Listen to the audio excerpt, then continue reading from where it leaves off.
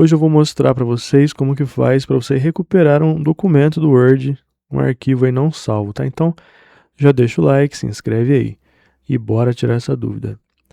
Bom, o que nós vamos fazer aqui é bastante simples. Você vai vir aqui no seu Word, abre ele e abre um documento em branco. Então aqui a gente tem um documento em branco. Agora nós vamos vir aqui na opção Arquivo, no canto superior esquerdo. E aqui em Arquivo nós vamos vir na parte de Informações. Então aperta aqui em Informações e aqui nessa parte você vai vir nessa opção chamada Gerenciar Documento. Então você vem aqui e aqui você vai apertar em Recuperar documentos não salvos. Aperta aqui, vai te mostrar aqui vários documentos, tá? Que você tem aí que não foram salvos. Você escolhe aí o que você quer abrir e o Word aqui vai abrir para você.